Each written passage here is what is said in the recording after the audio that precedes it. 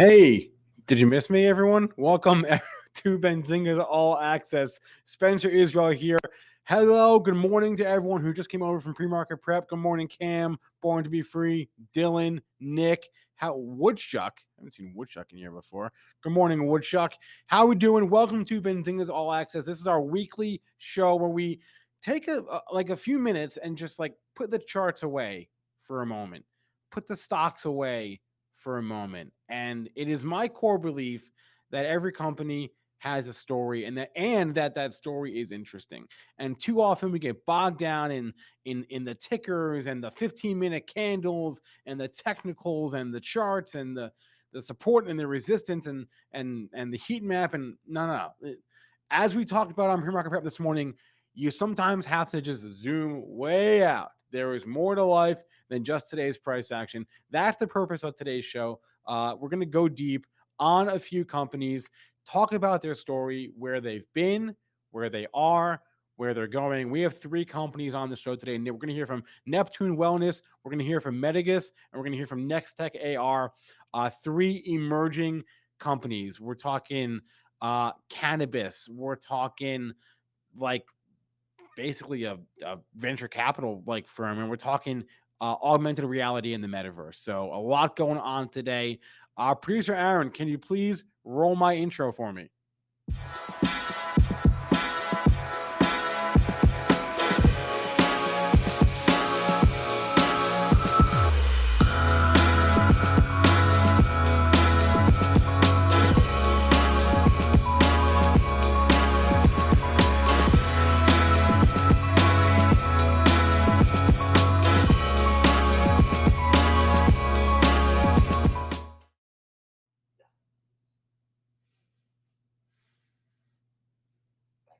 All right, we are back. Good morning, everyone, once again. Before we proceed any further, I have a couple of housekeeping items to address. Housekeeping item number one. Our All Access show is a paid show. It says it's indicated as such on YouTube that it's a paid show. It's demonetized. We are transparent about that fact. The companies that are appearing on today's show have paid Benzinga to be here. However, there's two howevers. First, however, they do not know what I'm going to ask them. That's the first thing. Okay. The second thing, they might have an idea, but they definitely don't know the questions because it's a conversation. I don't even know the questions I'm going to ask, right? Conversations go where they go. The second thing is they don't know what you're going to ask them. If you have questions for these founders, CEOs on the show today, put them in the chat. I will save time at the end of each segment to ask questions from the chat. That's frankly half the reason that we do this, right? Is to connect these companies to our audience. Right. So we want to give you the chance to ask away. So let's mention that. The second thing is every All Access show that we do is brought to you by Ticker, TIICKER. It's Ticker, but with two I's. Ticker operates at the intersection of the stock market and retail. They basically connect shareholders to companies to give them perks for owning shares in stock. So, for example, if you own some Starbucks stock, you're eligible for some Starbucks rewards, for example. We have a quick video about that. Producer Aaron, can you please roll that Ticker video? What is Ticker? That's right, Ticker with two I's, just like you. Because it's for you, for investing, for stock perks, for connecting you to public companies who reward you as a shareholder, as a brand lover. That's why people can't stop tickering. Ticker, where investors discover shareholder perks and consumers become investors in the brands they love. Ticker. Start tickering today. All right, TIICKER.com/Benzinga. The link is on the screen now. Here's what you do. You click that link, you open your account, you connect your brokerage, and when you confirm your email, after you do the account open and you have to confirm your email, when you do that on the confirmation, there's a little box that says, hey, are you from Benzinga? You say, yeah, I'm from Benzinga. That's how I got here. Clicking that box will make you eligible to receive a $25 Amazon gift card. They will send it to you automatically just by opening your account, connecting your brokerage and telling them via the box that you're from Benzinga. So check it out, ticker.com/Benzinga. Thanks to them for sponsoring this show. Now, I want to get to the chat. There are some questions there. Nick Ganguly. But wait a sec. You changed locations. I did. I'm in a different location than I was 20 minutes ago. Funny how that works out. I'm in a different studio here in our office, but good eye, Nick. I'm in what we call our blue room here at the Benzinga HQ. And yes, Jay Rice, thank you for the reminder that today is an options expiration. So things get a little crazy. We'll talk about that more on our next show, Benzinga Live. All right. It's 9:21. Let's bring on our first guest here. We're talking to Neptune Wellness and their CEO, Michael Cammarata. Let's get him on the show right now. Michael. Hello. Thanks for having me. Thanks for coming on All Access today. How's your day going? Good. Can't complain. Nice and early. It is early. It is it's been an early day for me too. So, okay, you and I were just talking. You have a very interesting story. Before we even get to Neptune Wellness, you were telling me that you started your first business at 13. Is that right? Yes. It was web hosting. This was in like the 90s? Well, I'm 36 now, so you can subtract. I'm getting old. All right. Okay. So why? How does a 13-year-old decide to start a web hosting business? I was highly dyslexic, and playing computer games was my thing. I played StarCraft, got really good at it, started making my own websites, and then had to get into the pay for them and started a hosting company to subsidize my gaming habit. Nice. So walk us through your journey. Like, if we can just skip ahead a little bit because I want to get to Neptune. But how did you end up here? Yeah, so I sold my last company, Schmidt, which was a natural deodorant company, to a company called Unilever, and then joined Unilever to work on a division in health and wellness space, and basically focusing on plant-based ingredients and the next generation of consumers. And then how I ended up at Neptune was really unique because when deodorant, people don't think about it, but at Unilever and like Procter & Gamble, it is a huge category in North America that drives a lot of profit. And the consumers were switching to natural deodorants. The only way to make a natural deodorant last for 48 hours and have that wetness claim was to use cannabinoids. So we started meeting with all the different companies in Canada that were producing cannabinoids, and they were mainly focused on adult consumption and medical use. They didn't look at the consumer packaged good use. And that's when I was approached by a group of investors and key stakeholders at Neptune. They were doing a transformation from going from curl extraction into B2B cannabis. And they said, hey, why don't you look at, creating Neptune into a consumer, a disruptive consumer packaged good company focusing on that use. And we had, a 4-year plan to do that. But when I joined Neptune, it became a 6-month plan as the industry was changing in cannabis. So when did all this go down? Because I think depending on when all this happened, the timing of that compared to the macro environment, I think is very important. Yeah, I think it happened July 2019 is when I left Unilever to start the 4-year transition at that point, which became the 6-month transition because Neptune was heavily focused on B2B extraction in Canada and 2.0 products. So they would make crude oil, right? And then I'd go into for Canopy and big companies and Telray, et cetera. And what happened is the market shifted in Canada. It was not as big as what they thought initially. Regulations changed, 2.0 products happened, hemp prices came down in the States. There's a lot of moving dynamics. So what we did immediately was pivot to make that plan a lot quicker, where we actually started getting our own licenses to produce our own products. So now our factories go from extraction all the way to shelf. So maybe you can just give us the overview of like your product portfolio, because there's the cannabis, but then there's the legacy business. I've got this graphic here. Can you just sort of walk us through what is in your portfolio? Yeah. So in our food and beverage, we have Sprouts, which is our organic baby food company. It's been Sprouts we acquired with Morgan Stanley, which is one of our partners, about a year ago. And when we got Sprouts, we went from 50% access to the market to now we just recently released our partnership with Coco Melon, and we Target and Walmart expansion. So we're now up to 90% of the market. We own about 5% of the market. It's a $700 million market. We released some statistics that you can see last week, where we actually are growing at a 40% compared to the market at 16. So we're doing really good in baby food, and the partnership with CoComelon will accelerate that. Then in our personal care and beauty, that category, Biodroga, was our B2B nutraceutical product. So we have patents like Maximal. We have brands like Forest Remedies, which is really focused on vitamins, nutrition. It's been actually a 35-year-old company that's been around, that we acquired before Sprouts, and now we're expanding that. It had 2 quarters ago, had its largest quarter ever in its history.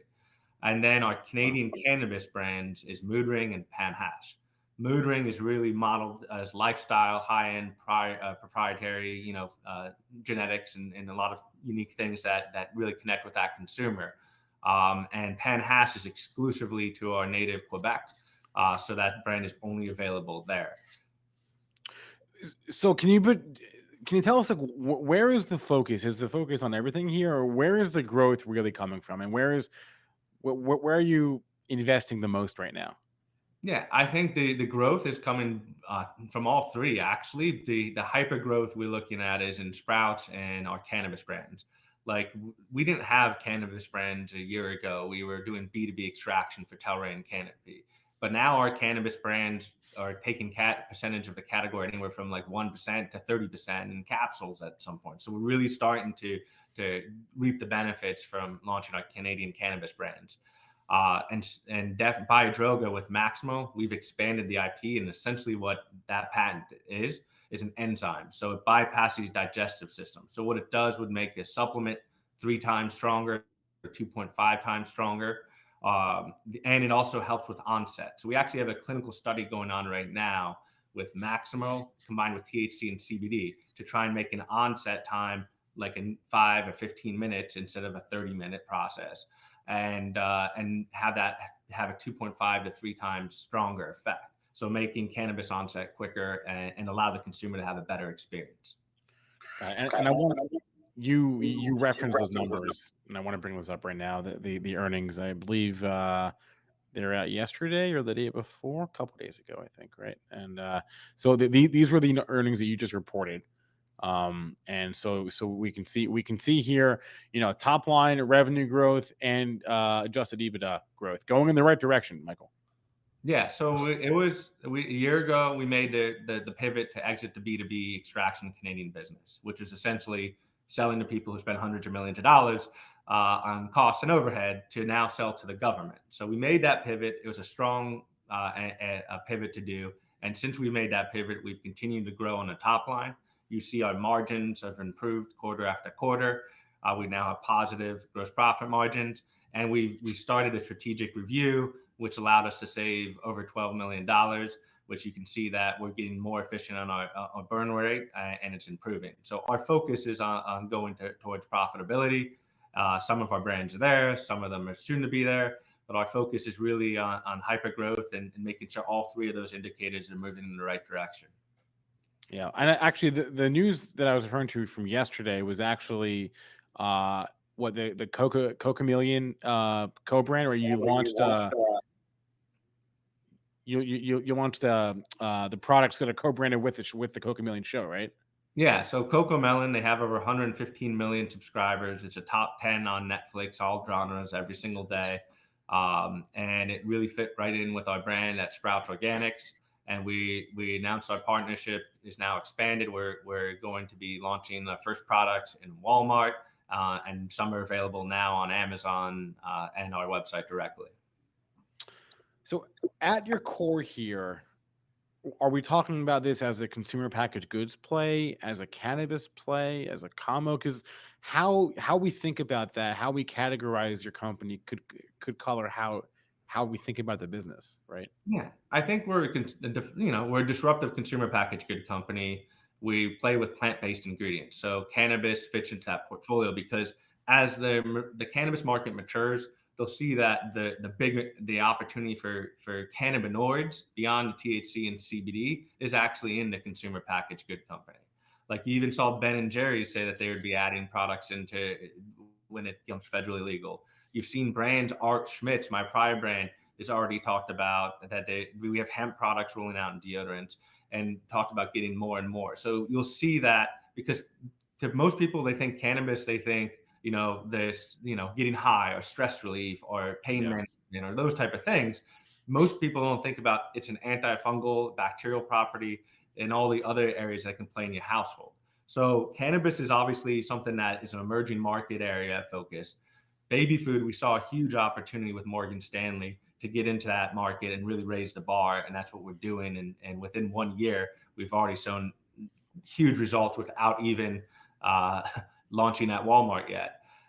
And our IP strategy to really build, and our science that we put behind everything, was at the core of Neptune's history for 22 years. And that's why we have Maximal and patents and the whole labs that really develop things for nutraceutical products and a lot of brands around the world. Can you talk about your distribution and where that's at right now? Yeah. So in our food and beverage and Sprouts, we have over 22,000 stores. We cover 90% of the market, and we're expanding at Target and Walmart with the latest additions.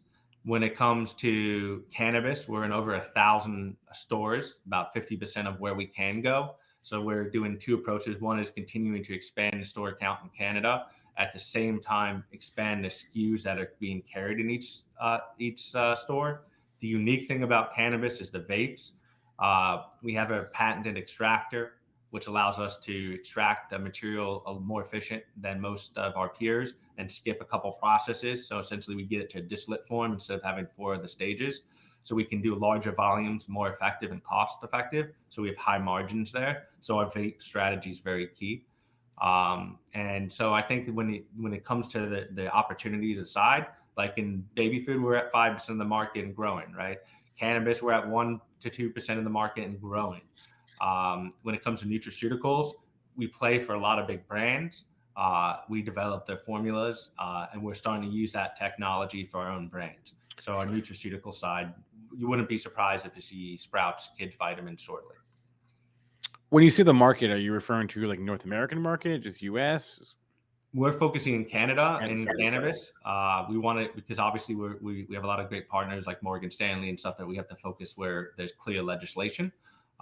We're waiting to see how the U.S. pans out with that, but we can act fast. Right, but with regards to the other parts of the business too. It's with Sprouts, we're in North America. Okay, so that's the entire North American market. Got it. I guess that. Oh, here's an interesting question from the chat that I wouldn't have thought to ask myself, but hey, them's the bricks. From Thrifty, does he use his own products? Just curious. Well, I'm dyslexic, and there's definitely something that I really found passionate about, CBD particularly. If that's the category they are asking about. I don't know what the category they're asking about. That's you can take that any way you want. But yeah, so like I'm really a big believer in natural products. It changed my lifestyle, and I had investments in the entertainment industry. I have investments across the board, but something about CBD when focusing and really being able to calm and because I run at 1,000 miles an hour, that's something that's helped me personally. So I'm a big believer in CBD. And Born to Be Free wants to know what your margins are like. I mean, we showed that chart of the margins improving, but can you speak to each product line? Yeah, it varies based on the SKU. Cannabis could be anywhere from 20% to 60 or more, depending on the SKU. In baby food, you can see pures anywhere from 5 to over 20%. I think the majority of them are between 12 to 20. And I think that it's about the combination of the SKUs. The biggest thing that that's been happening over the last year with our margins had a lot to do with global supply chain, and particularly different parts for different companies. So in the baby food area, it was trucking.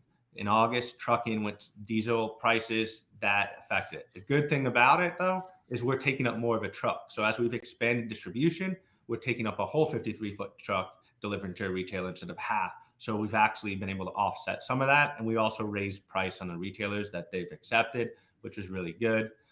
Moving over to cannabis, when it came to the supply chain things, capsules is a big area. If you look at headset data for us, our partners Lonza, they had some supply chain issues with capsules. At some points of the time, according to headset data, we were up to 30% of the market of capsules.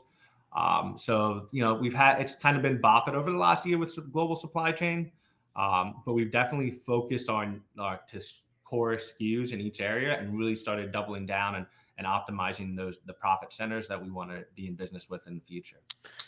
I was wondering how the broader macro environment had impacted your business, whether it comes to supply chain problems or just inflation in general. But I guess you kind of just answered that. It seems like you navigated them okay.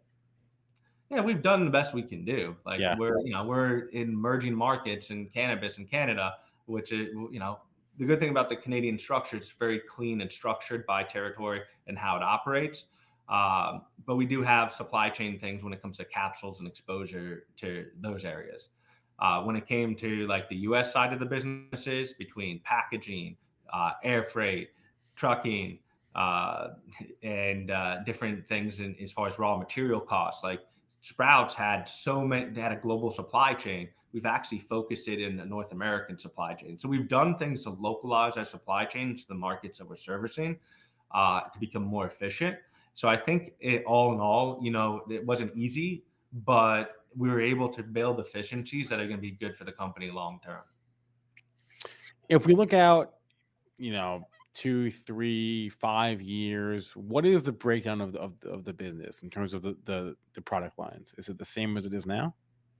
I think you'll see that we'll have a couple more natural brands that we plug into the system, like we did with Sprouts. That within a year we have a good improvement. I do think that our Canadian cannabis brands should be, I'm focused on the top market share, but I'm also focusing on the profit side of that, because I think in Canada it's the more mature market and structured wise, and it's gone through a lot of the hiccups. So our efficiencies and what we've been focusing on Canada is capturing the profit share of that market. And so as we're growing on top line and getting overall market share, but my real focus is how can we get be one of the key drivers in the Canadian cannabis? Like how can we be as profitable more than anybody else in that area? So in the future, I think you'll see a lot more natural and organic brands that we'll acquire and put through our distribution, which I think is very unique to us. In cannabis, I think that we're going to be heavily focusing on gross profit margin and driving the bottom line, because the factory that we own outright is a state-of-the-art factory. We have patents on the extractor that's going to give us an edge to be more profitable. We stayed away from the cultivation side where a lot of our peers have made mistakes, and which has actually been a unique strategy, because we have flower, it comes in, we sell out, but then we follow up with a vape. And the vape we can do way more cost effective, but we don't have that overhang of cultivation. So we kind of took a unique strategy in Canadian cannabis that has been working for us and driving growth and margin. And so that we have a couple of unique strategies that have already shown good improvements against our peers. That's interesting because one of the biggest arguments against cannabis is, well, anyone can grow some flower, right? It's not right, and so, but you're sidestep the entire thing Yeah, by because we're not. more about the genetics. Think about it. Half crimes, they don't grow the cat. They have the seeds. They give them to a farmer. They get back the product. Yep. It's more efficient because the farmers know how to farm, and it's when the companies try and do that. But we know the genetics. We know that, like our Florida Citrus Kush, we wanted a certain THC profile, and we want a certain terpene profile, and we want a certain taste. We want like the craft experience, because that is going to sell the vape. That is going consumer. And so we've zoned in very closely on what the consumer demand is. And we had the knowledge of watching a lot of other people go before us, because we were doing their extraction. So we saw what was working and what wasn't, and the areas of their business which were cost centers that we didn't want to jump into. You have a lot of experience, Michael, in the CPG, consumer packaged goods space. I'm just curious if you can like just give us some general insight into that, as far as like what makes a good CPG product. Like what makes a good consumer packaged good? Is it just all distribution and shelving? Is it packaging? I mean, I'm sure you're going to say everything, but don't say everything. Can you give us something specific about like what makes a good consumer packaged good? Well, I think the new consumers that are making the household decisions have very strict guidelines that they go based on. So you have to win on ingredients, right? But then you have to win on packaging, and packaging, not just cost, but packaging, what's the environmental impact? and then what are you attached to socially, right? Yeah. So like with every joint, we're planting trees, right? So we're looking. If you look at our vape cartridges, we're using hemp on the mouthpieces. Like we're changing out of plastics, right? So I think the consumer wants to see innovation in packaging. They want to see innovation, like they want to make sure that the purchase makes a difference, right? If you whether you're buying a deodorant or you're buying a vape, you want to know that, hey, one, you want to pay a little bit of a premium because you want the best quality and ingredients, but you also want to know, hey, if I care about the environment, that a portion of my proceeds are going to have an environmental or social impact on the society and things I care about. And then I think it's more than just a product now. I think the old model of CPG was like, let's put it all into distribution. And believe me, you do need physical distribution to be multi-billion-dollar brands, but you also need to be able to understand that that product that you sell has to make a difference in that individual's life, the society and the environment they live in, Yeah. and actually, innovate to get rid of the packaging. It's not going to be about, like, ESG is going to be much more, and we're going to get into that in when we release our ESG report, but it's going to be a big factor, and it's going to get more strict. It's not about how many credits you can buy. It's going to be about what you're doing to, with consumption was a force of bad in the past. And the goal is to make consumption a force of good. So when people buy something, it has a positive impact, versus people buy something, throw it away, and it ends up in another country's river or ocean. Like, that's not acceptable anymore. Zen Bullish wants to know, is every single part organic from seed to product? Well, the focus is on organic, right? So we have natural brands, we have organic brands, Yeah. and we have brands that are trending into those areas. So the whole focus is to try and have everything organic. The question that people get asked a lot is, when humans touch it, does that change organic, right? So there is some outstanding questions into that process. But what we look at is the soil, where it's grown, and what they use to grow any of the ingredients on that soil. Then when it goes to the processing, like when it goes from the raw ingredient into being processed, how is that done? And then from that into the packaging. So I think we're fortunate that we're able to hold ourselves to a better standard than most. And we are definitely focusing on that consumer and making sure that every part of the process is at the best quality it can be. And last question, Michael. How far into the transformation are we right now? I think we flipped the switch a year ago. We see that the model is working, and now we're going to focus on scaling. And so that, the core of my focus, was taking a 4-year plan and turning it into a 6-month plan in the middle of a global pandemic and cannabis markets changing, regulatory markets changing, and everything else you could throw at us. Yeah. We've actually become way more efficient, right? We caught programs that were, from prior management, prior goals, and we've narrowed the focus to really focus on our core brands. And so we've turned the inning, and now I think it's a focus on scaling and continuing to reduce our bottom line costs while scaling. And I think that that's something that's very unique about us, and you can see it over the last quarters. We're growing, we've improved our margin, and we're lowering costs, which is rare to do in a hyper growth area. And so I think we want to stay continually strict on that, but we want to add a couple more brands to the portfolio to really use our platform. Because if you can see what we did with one acquisition a year ago, we took Sprouts from access of 50% of the market to 90% of the market. And the latest Nielsen data showed that we were growing at 40%, and the category was only growing at 16%. And we only have 5% of that market. And of a $700 million market, we can expand that brand rapidly. And that was all before CoComelon hit the stores. So I think when you see what we did with one brand plugging into our system, we would like to add a couple more brands, which will benefit the shareholders. And we've heavily focused on our bottom line. So I think we're well positioned. We made it to the 9th inning. We're in the final stage, and we're really focused on doing what we can to optimize the platform. Michael Cammarata is the CEO of Neptune Wellness. Michael, a pleasure to chat with you today. Thanks for coming on All Access today. Thank you for having me. All right. Let's do this. Our next speaker, our next guest on the show, we're talking to Medigus. This is a Israeli tech company. Honestly, I'm just gonna say to me, it seems a lot like a venture capital company. They're a venture capital company, but they trade publicly in the U.S. and their subsidiaries also are soon. Some of them are soon to trade publicly in the U.S. Unfortunately, we could not arrange Medigus to join us live today, so we had to pre-record the interview yesterday. They are overseas in Israel. This timing just does not work for them. So we recorded the interview yesterday. I have it queued up, ready to roll. Producer Aaron, can you go ahead and air my conversation with Medigus yesterday? I talked to Yaki Barnes, the Vice President of Strategy and Biz Dev.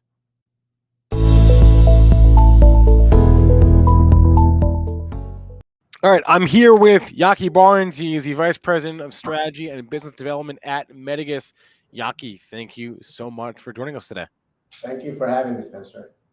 So let's just start with the overview here, because this company you guys do a lot of different things. Yeah. Tell us about all the things you do. Medigus, we like to call ourselves, we define ourselves as a technology-based company. So we invest in different high-end, cutting-edge technologies, mainly from Israel. All these technologies are, part of early-stage startups. So we invest in these very fascinating startups. We partner with them, and currently we have like 8 companies under our operations. So what determines an investment for you? How do you guys look at potential investments? Is it more of like you're focused on a specific industry and then you find a company in that industry, or do you go about it a different way? Well, we're pretty much industry agnostic. Okay. We don't have a specific industry. We do look for companies that we believe are operating in some of the hottest markets and, trying to solve major problems for the world using, the most disruptive technology. A company like Charging Robotics, trying to help, how the EV charging global problem, for example, or Polyrizon, which develops a nasal to protect you from viruses like COVID-19. So maybe in the future, instead of using a mask, we'll just spray our gel, Polyrizon's gel, into your nose, and we'll pretty much be protected. So, all these companies come from different industries. Right. And for us, that's what we're looking for. We're looking for this early stage. Okay. So they're very young, to put our resources in, not just money, by the way, not just financial investments. We bring our people sometimes into the management or board of directors. We bring our networking, as a full set of capabilities that Medigus has into these companies and breed them pretty fast, to multi-million-dollar worth of companies. Now, you said you're industry agnostic, but that being said, I'm playing around on your site. You guys do focus on a couple of key industries. You're focused on healthcare, EVs, and robotics, and what you call online technologies. Yeah. Can you just explain to us like where your core is and why? And what? Actually, I just kind of said where your core is, but why you focus on those 3 industries? Well, actually, these verticals were created as, in time. We have a slide about that. We invested in these companies, and then we said, well, you know what? We created 3 different verticals here: online technologies, EV and micromobility, and healthcare. Actually, healthcare was more of a legacy industry segment for us. As you know, the company started off with the Muse system, a very advanced endoscope. We invested more than $60 million on this endoscope, and we're selling it through licensing agreements.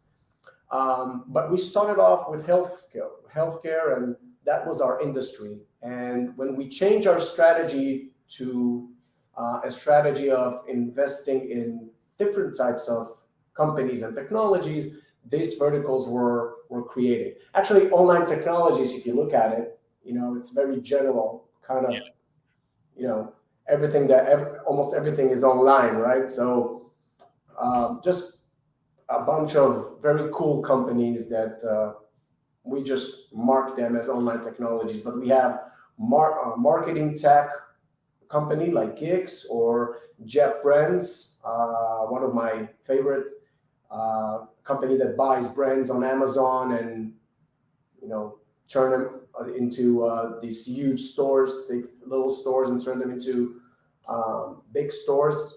Safeys on NFT market. Eventor is our metaverse company.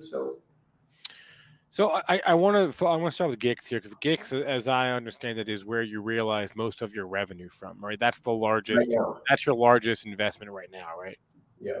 Yeah. Can you explain that, and explain the business there, how you realize revenue from your investment in Gix? Okay, so first of all, I think we have a slide on Gix, one of the few that we decided to show. Gix is currently our revenue generator. It's a great company that has a very unique technology for marketing, or MarTech, as you know. And that technology is pretty much, the model is a performance-based marketing. So we work with advertisers and huge brands to maximize exposure and increasing impact of campaigns. Company has 12 million users worldwide, huge company trading on Israeli stock exchange. So currently, this company, as you said, generates most of our revenues. Obviously, our strategy is to turn all of our assets to be Gix-like, right? To generate a lot of revenues and to gain a lot of users and just to be very, very successful. The slide that you show here is a recent acquisition that Gix announced. So one of the thing about marketing tech is that you always have to be, you always have to offer the most advanced technology possible. You always have to, develop new tools and new algorithms.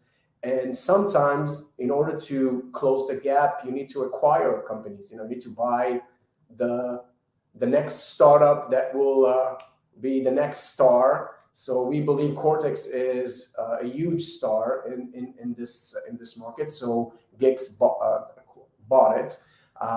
You can see the revenues there for the first half. Although it's such a young startup, already generating, I think, $13.5 million for the first half of 2021. Is that the number? That's the number. That's what it says there. So the company decided that, we always move forward with our technology, but we also need to sometimes, buy the next startup that we believe is the new player in town. So that's Gix. Yeah. I want to move to other investments, because you actually have a couple of companies in your portfolio that are going public. They're going public on the Nasdaq. So explain to me how this is going to work. So JetBrands, for example, which you mentioned before, that's like an Amazon fulfillment type of company. By Amazon, yeah. Right. And you're in the process of an IPO there, or they're in the process of an IPO, right? Yeah.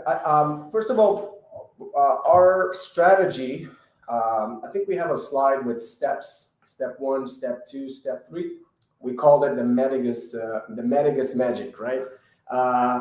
The magic is how we turn early stage startups, sometimes really at the very beginning of their activity, and how we turn them into multi-million-dollar companies. And so we we put that in these 3 steps. But regarding your question, a part of our strategy, and that's on step 3, is turning these companies public at some stage. That's part of the way we do business. Right. We take the company, we start breeding it, start putting our resources in, but at some stage we turn these companies into public companies and raising capital, from public, and we do that with JetBrands right now, and Eventer, that's another company. And I cannot say on other companies because we didn't announce it yet, but you can assume that it will happen with every company that we have. So how is this going to work for JetBrands and Eventer? Because they're both, you're in the process of an IPO on the NASDAQ. So they're going to IPO, and then Medigus, you're going to, are you going to get proceeds from that, from that sale, from that offering? Well, it depends. If you look at JetBrands, we own more than 50%, just a little bit more than 50%. Okay. And we want to keep our share on JetBrands. So even after the IPO, actually, we will be diluted a little bit, but we're going to keep, a big portion of the stocks there. And the company goes to an IPO with a very attractive valuation. So we're gonna, enjoy that once it's on NASDAQ. We're gonna own stocks of that company, and that will bring value to our shareholders. JetBrands is it's very unique. Fulfillment by Amazon. You heard about companies like Thrasio, for example. If you heard about them? I have. Yeah, so they're raising capital, value of billions. It's a new, very exciting market, and allows players, outside players of Amazon, to use the Amazon platform and to sell products worldwide, selling toys, selling almost every type of product out there. But how do you know? Like how does Medigus know that you're investing in good companies? How do you determine that? How do you measure that? Wow, that's a great question, right? That's one of the things that I think makes us unique. We have a very strong team that is very good in assessing the right companies for us. Maybe I'll start with the beginning. We are in Israel. And we are surrounded by, we're located in Tel Aviv, and we are surrounded by startups. So we meet with companies on a weekly basis, really. There's so many innovation around us. Meet with a lot of people that, started their companies or have an idea sometime. And we have to decide, and we do that very carefully, which companies we believe we can grow and turn them into real companies, in the sense that they generate revenues and they're successful. A lot of good ideas. We come across a lot of good ideas and a lot of interesting people, but the team, I know it's, regarding your question, our teams, is gathering and thinking, okay, is this company right for us? For example, would we have to pour millions of dollars into this company, wait maybe 10 years or 15 years to see some kind of progress? That will be bad for us. That will be something that we will not do. That is out of our focus. But if it's a young company, but that we believe that our financial resources, but also our networking, our connection with the industry,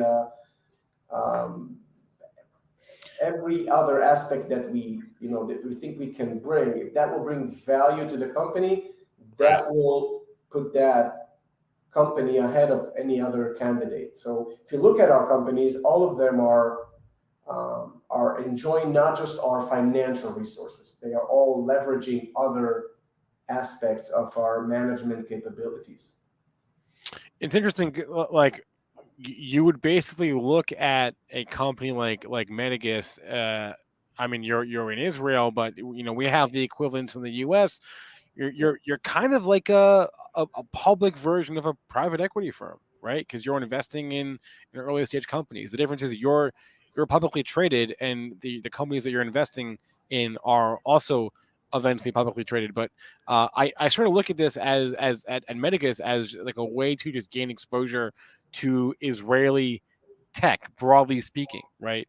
You mentioned the fact that you're in Tel Aviv, and there's a huge startup technology and biotech scene there. So I mean, am I on the right track there? Is that the way to look at this? It's just like a broad exposure to Israeli technology? No, that would be the right definition. But in terms of us acting like a venture capital, that would not be completely correct for a few reasons. First is that we have a very we are limiting ourselves to the right companies for us. I mean, we don't invest a lot of money in many different companies and hope for that one company to become the multi-billion-dollar one to cover the expenses of everyone else. We're much more cautious. Not saying that venture funds are not cautious, right? But we know our capabilities, and we know that we need to bring value to our shareholders. So we cherry pick the right companies for us.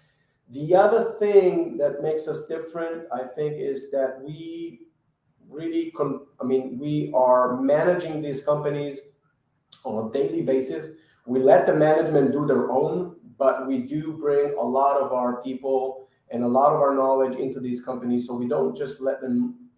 We help them shape the strategy and their operations, and we make sure that they are reaching where we want them to be. And the third thing is turning them into public companies. That's another thing that is different, right? I mean, I don't know how many venture capitals have in their strategy to make every company they invest in a public company. We do. This is pretty much what we aim for. I want to talk about this charging robotics company. Can you explain? I've got a slide here, but can you explain what exactly it's wireless it's a wireless charger that fits under your car, your EV? Do you have an iRobot at your home? You know, that vacuum cleaner? I don't. You don't? But I know it. You know it. I know so imagine, as you know, the iRobot. I mean, is an autonomous robot that navigates around your home and vacuum your home.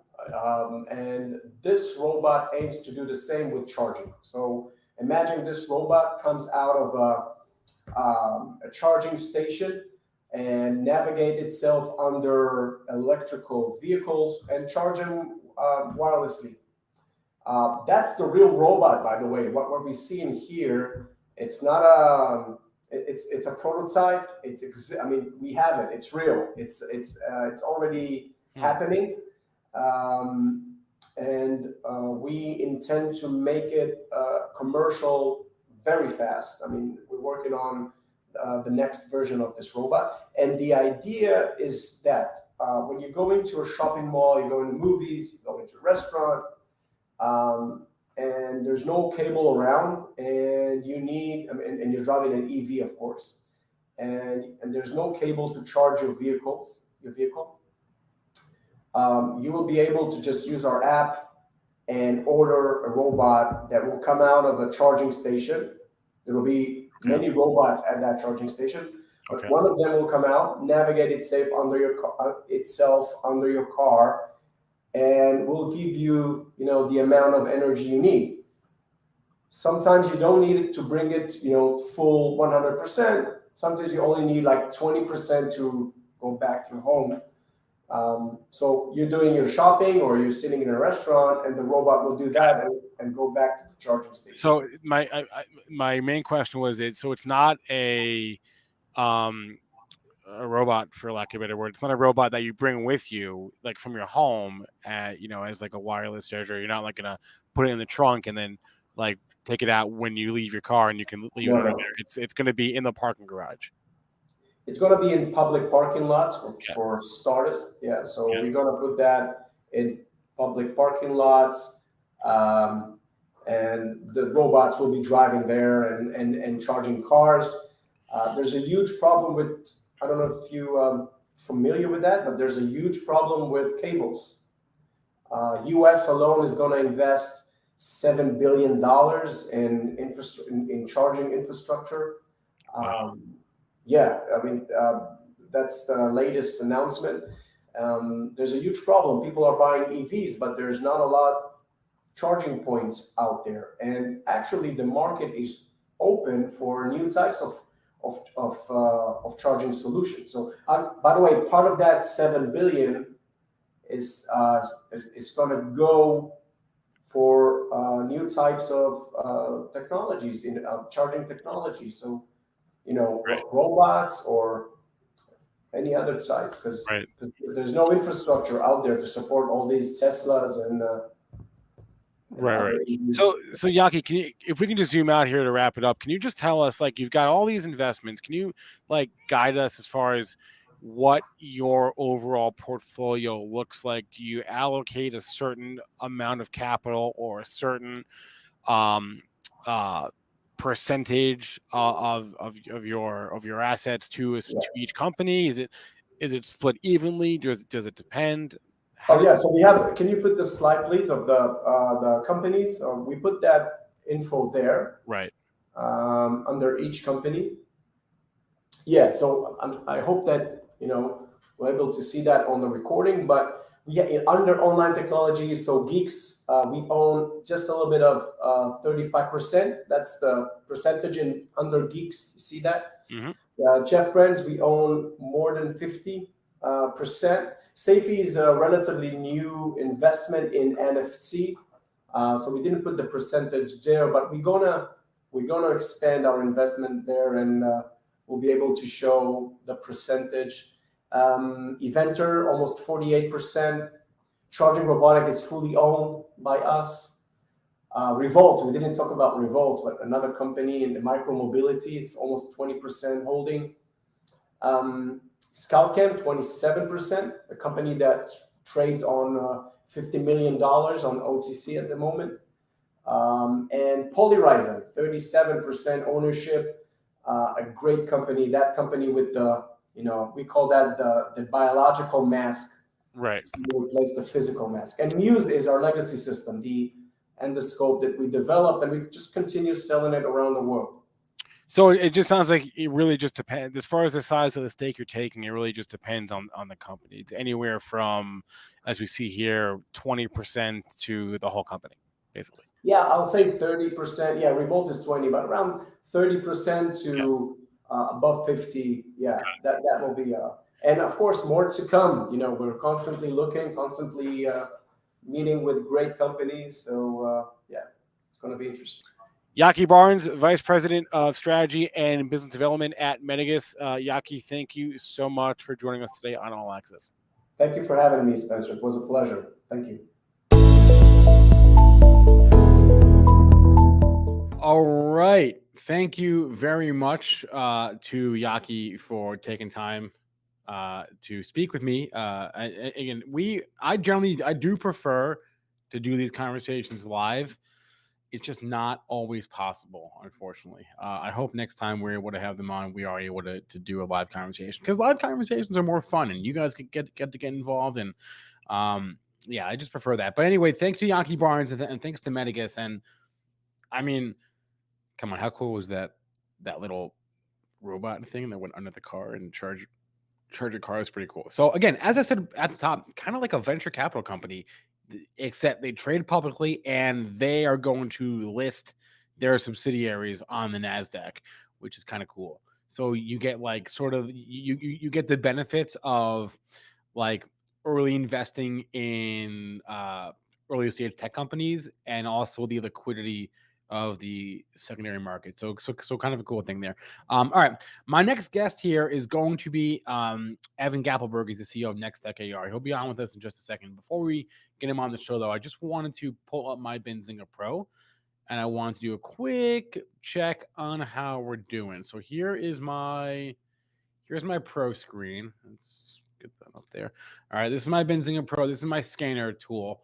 I have 2 scans. Let me update this one real fast.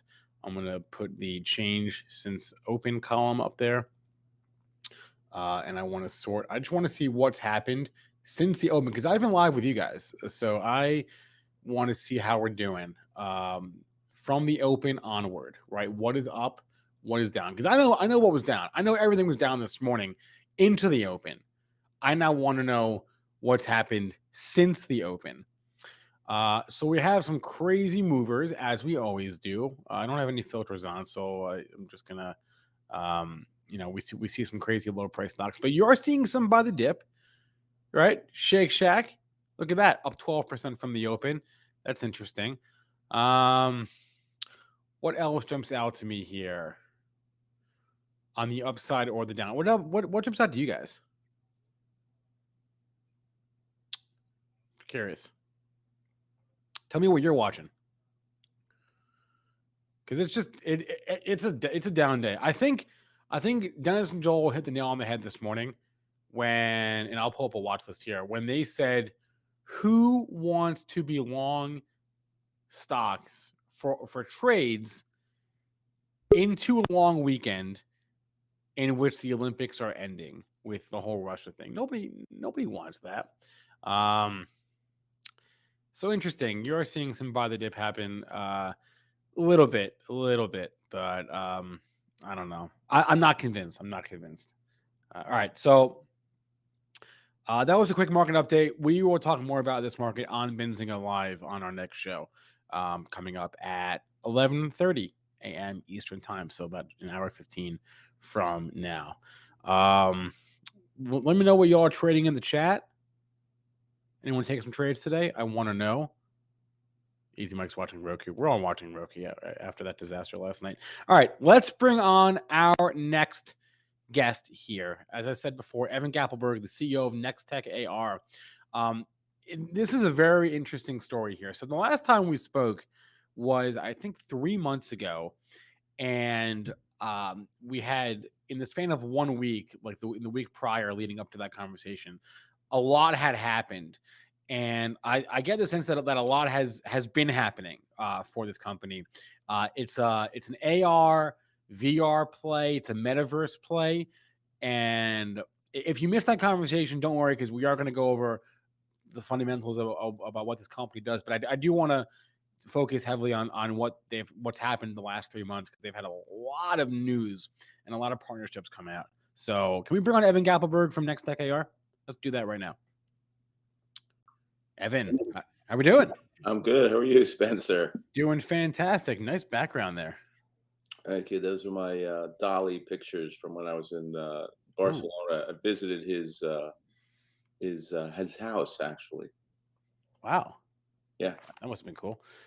Maybe one day in the future we'll be able to go there in the metaverse. But for people that aren't familiar with Nextech AR, I don't want to spend too much time on the overview here, but can you give us that overview of what you do and more importantly, like your business and how you make money? Sure. So we essentially are a vertically integrated AI-powered 3D model factory for the metaverse.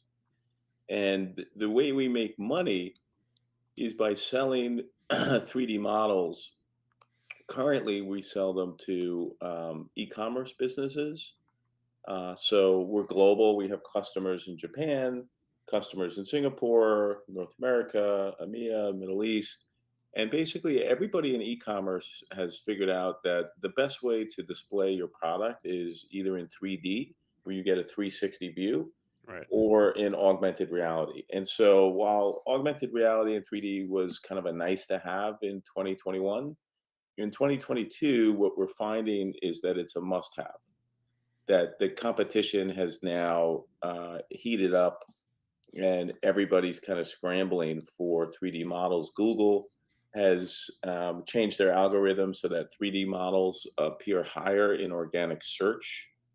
Really? Yeah, Shopify has come out and said 3D models are the future of e-commerce.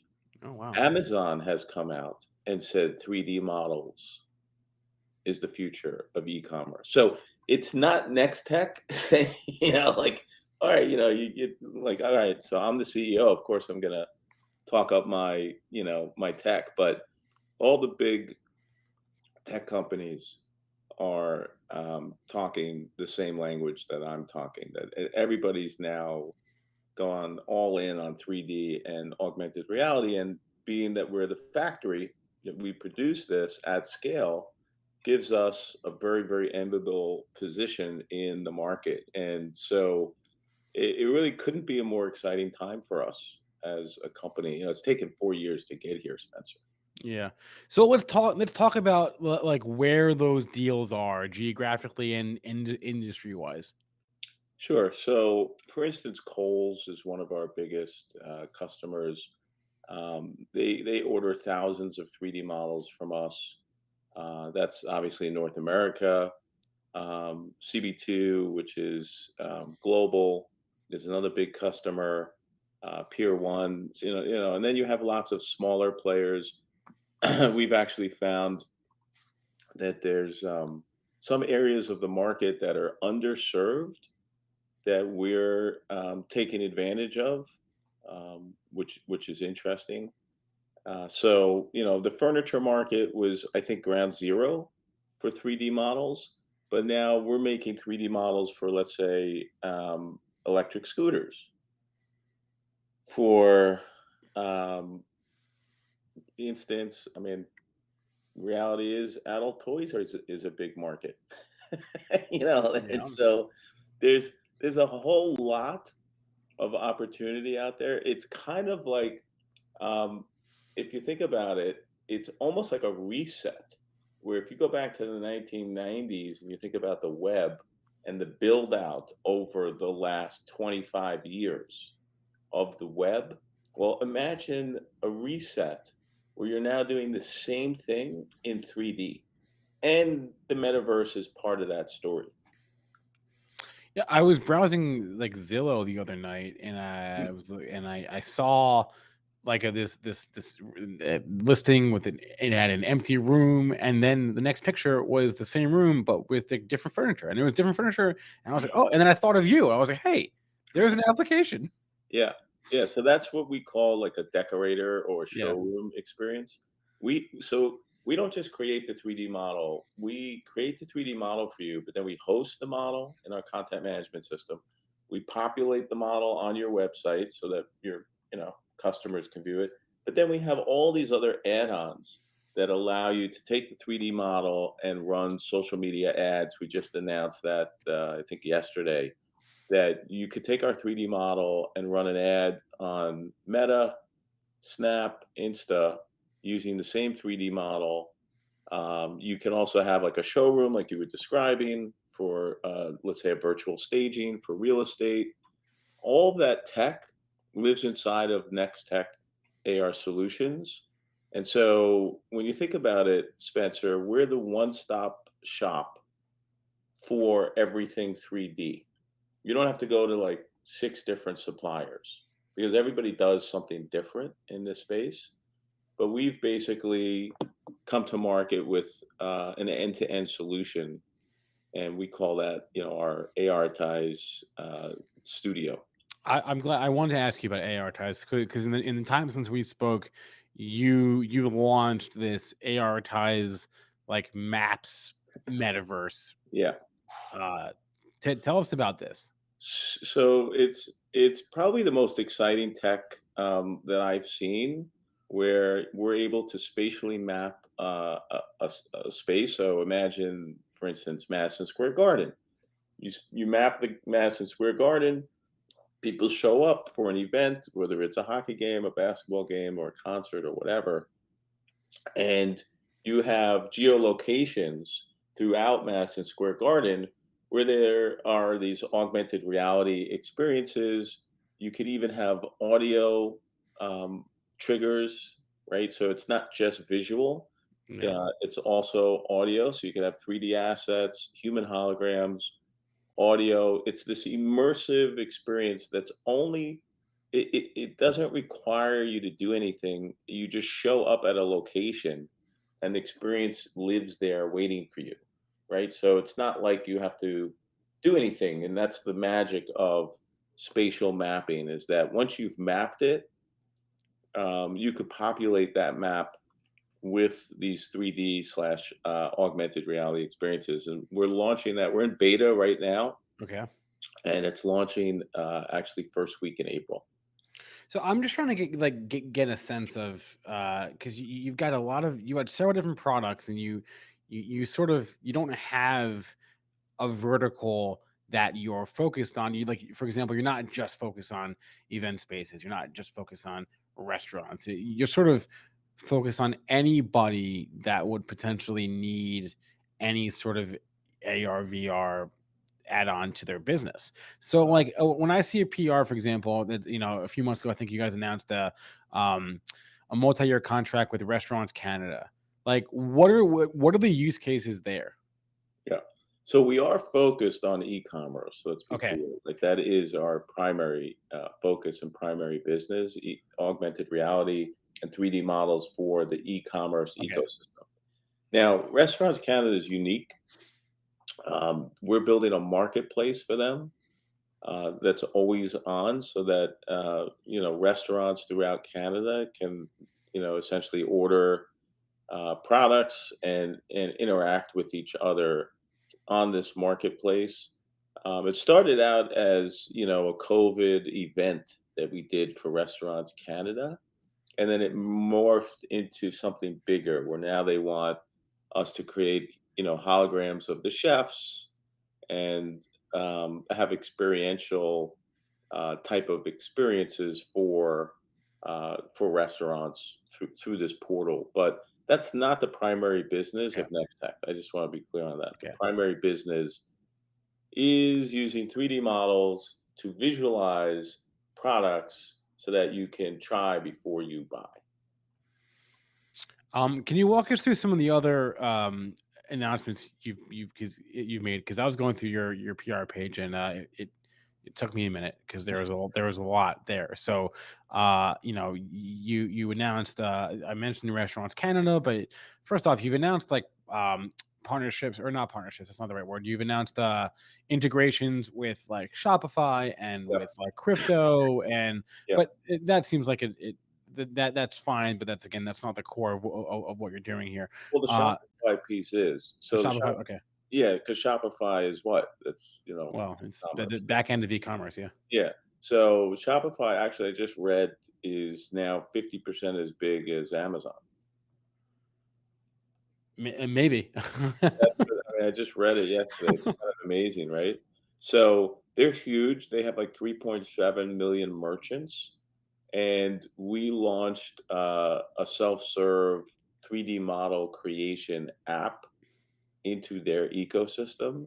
And we're signing up customers now, Shopify customers that want these 3D models for their websites. And it's a fully integrated uh, 3D model making piece of tech that lives on Shopify's site.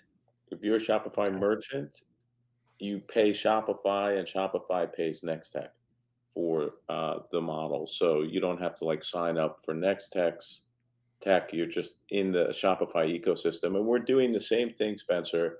I don't know if you've heard of BigCommerce, Okay. WooCommerce, Magento. And so we're going to be everywhere. That's the whole play here is we want to be the biggest 3D model supplier for e-commerce.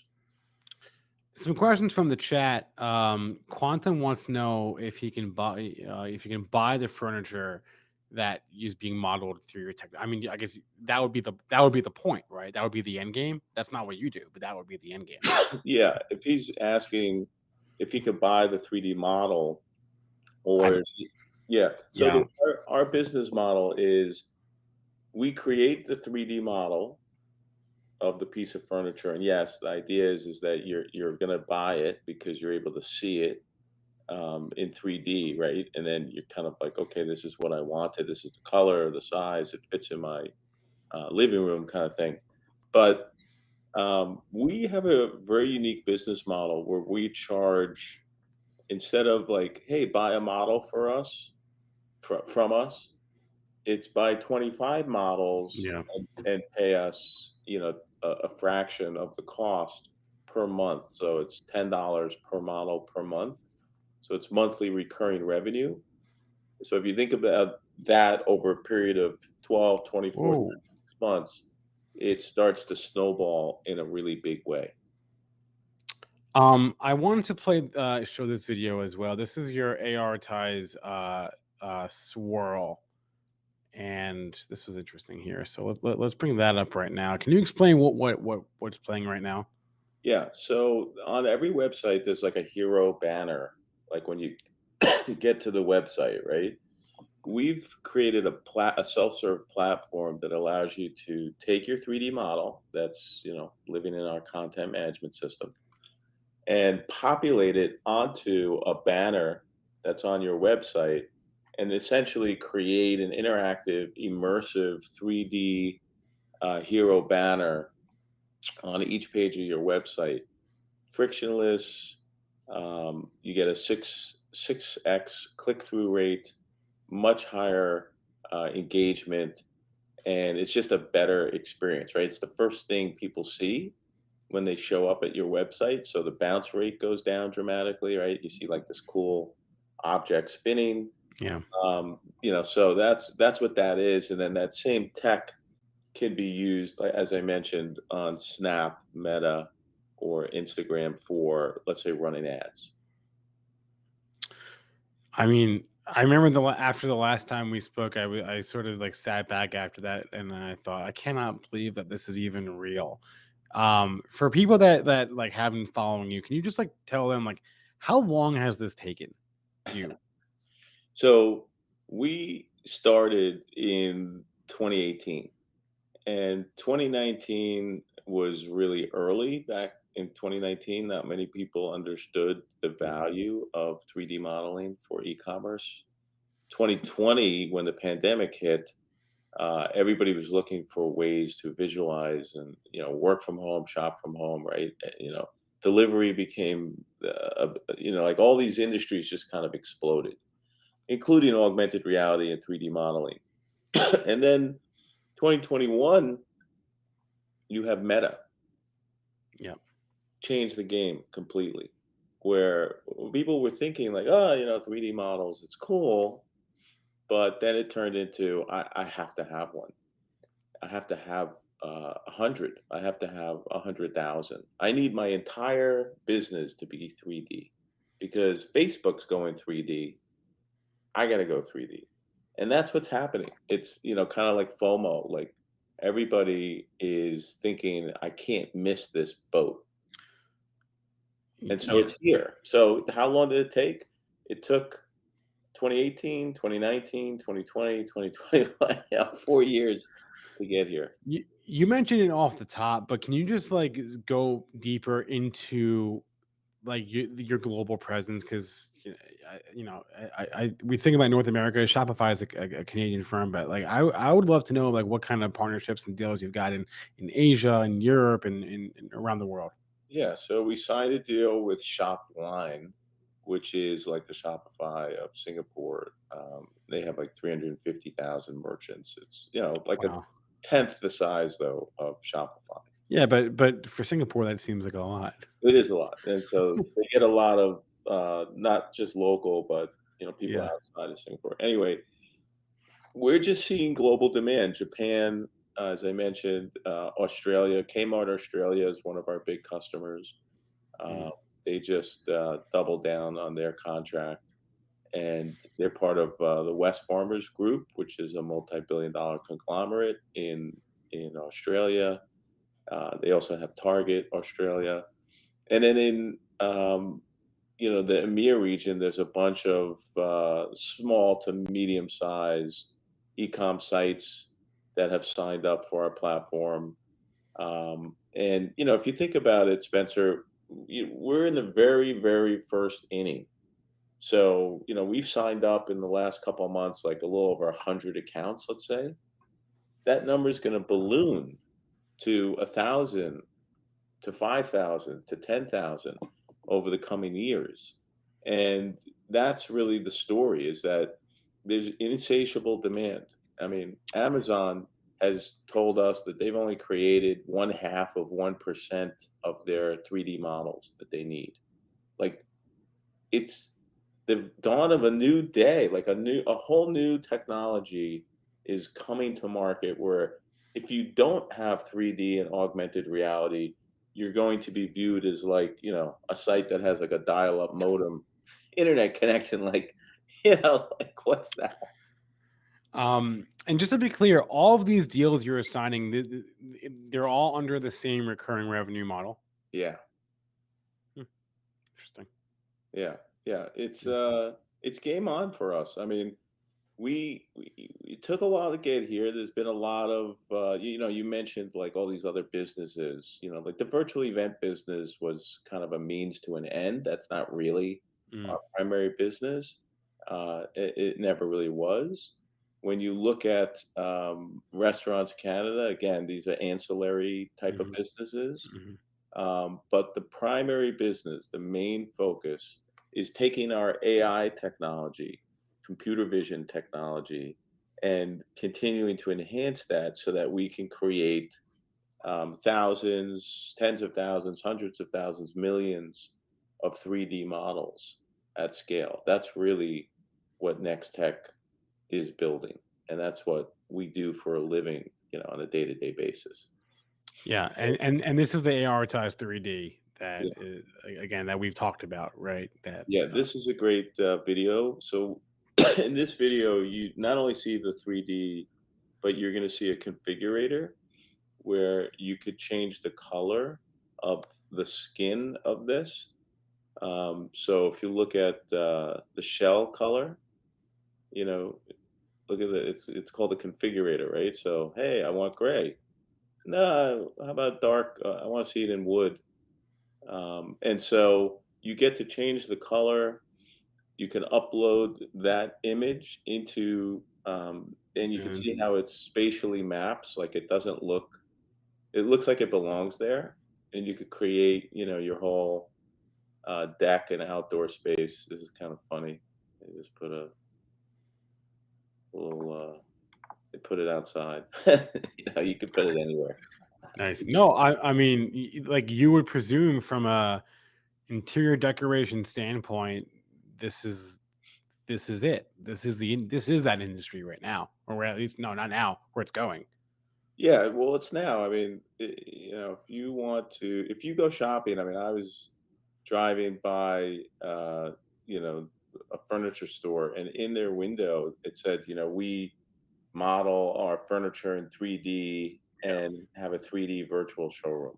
I mean, this is in a window of a random furniture store marketing that they have the tech that basically we are bringing to market. Yeah, speaks to the underlying demand for that. How just so I understand, how difficult is it for for Nextech to like build out a new 3D modeling product? Is it all like the same core like tech stack? Or That's a good question. So no. So you basically have to think of it as simple, like let's say a pillow or a picture frame or a rug. That would be something simple, yeah, symmetric, like a wooden chair, right? And then you have um, medium, and then you have complex, and then you have complex plus, and then you have photorealistic, which is the king of the hill, right? Like that's when you cannot tell the difference between the 3D model and the actual product itself. So for photorealistic, let's just start there. It's the business is not just about product visualizations, to see it in your space. It actually turns into a substitute for photography, product photography, where you could use that 3D model for instead of having like a studio and green screens and product photographer, actual photographers on site, which is a huge expense for the furniture industry. You can use that 3D model to create virtual sets, and you cannot tell the difference, and you end up saving millions of dollars, literally, off of So, yeah. so where on that spectrum are you? Are you all over it? You're every. Yeah, so we do everything. We do. Hey, if you come to us, you want photorealistic, that's going to be a higher price, obviously. The sweet spot for us is if you want to scale tens of thousands of pillows or rugs or things like that. We can do that for you at low cost, high volume, but the quality, it's going to be okay, but it's not going to be photorealistic. Like you'll know it's a 3D model, right? You'll look at it and you'll be like, oh, okay, it's a 3D model, but you're okay with that. Like it's not a problem. But at the high end, when you're dealing with brands, the Gucci's of the world, it's got to be photorealistic. Sure. Amazon doesn't need 10 million photorealistic pillows, probably for No, the, yeah. no, Yeah. exactly. Yeah. Awesome.